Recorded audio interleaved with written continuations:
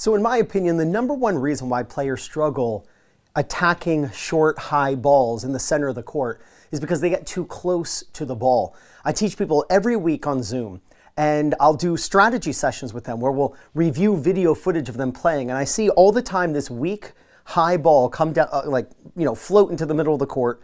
And the player, the student of mine, will move in, but they'll go like this and they'll get really tight to the ball. What we have to understand is that when the ball comes up to around head level, that's when we have to stand farther away from the ball. See, your arm is the radius of a circle. So when the ball is down low, you can be pretty close to it. But notice what happens to my racket as it rises. See how the ball gets farther away from me? So when the ball is lower, it's actually a little closer to my body. And as the ball goes higher, it needs to be farther away from my body. Which means, and I've got a Topspin Pro here on a table to demonstrate this, if I'm getting a short ball, I don't want to run toward the ball because then I'm going to get jammed and I'm going to have to scrunch my arms in. What I want to do is come over here. This way I can be really far away from the ball.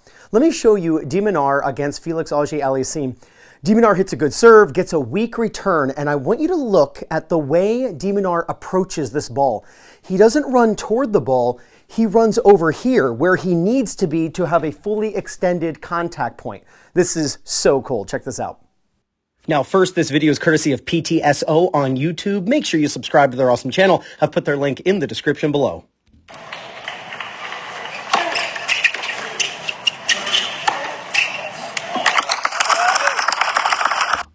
Now, if you're someone who struggles when you get that weak ball, we can learn so much from what we see here with de Minaur. First off, de Minaur gets this weak ball.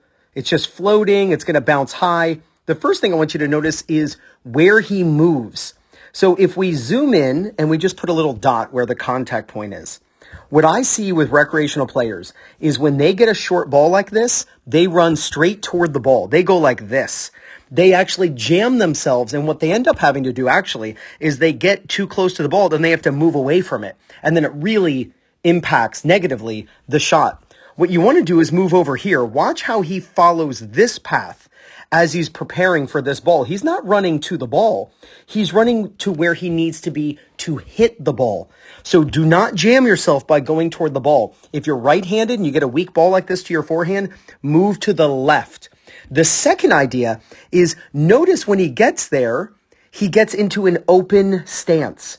The open stance, which simply means your left foot is on the left and the right foot's on the right, it allows for easy coiling and uncoiling on a high ball. If you're someone who doesn't know when to use an open stance or a closed stance, the simple way to think of it, and this isn't always true, but the higher the ball, the more likely it's open. The lower the ball, more likely it's closed. Again, there are exceptions to that rule, but that's just an easy way to understand it if you're first, just learning open stance and closed stance. And the last thing, notice how he gets to this ball and he hits it at its highest point. He's hitting the ball at the peak. He did not allow this ball to drop, because if the ball drops, then he can't drive it. He has to lift that ball and he actually loses the advantage that he gets. So make sure as soon as you see that you get a weak ball, please run to the side of the ball, not at the ball. That way you're not going to get jammed. Get into that open stance for easy coiling and uncoiling and attack the ball at the highest point. You do this, you're going to crush these short high balls. Now, as I mentioned, I've got the Topspin Pro here. To get your own, just use my link. It's in the description. I'm also going to pin it in the first comment. I put it on a table so I can get it exactly at the height that I want it to be for a high ball. So remember, when you get a weak ball, you don't want to run toward the ball. That's what I call, if you know baseball, it's what I call standing on home plate and then wondering why the pitcher is hitting you with the ball. It's because you're standing in the wrong place. You are standing in the way of the ball. You don't want to run to the ball when you get a short ball. You want to run to where you need to be to hit the ball, which is in baseball in the batter's box, right? You want to be over here. So with the Topspin Pro, there's the ball, but I'm going to go this way and I'm going to get to the side of it.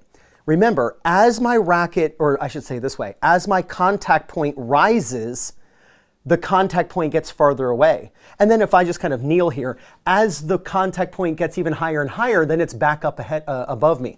You have to think of your contact like a clock, where this is 6 o'clock, this is 3 o'clock, or just before 3 o'clock, and then up there is 12 o'clock.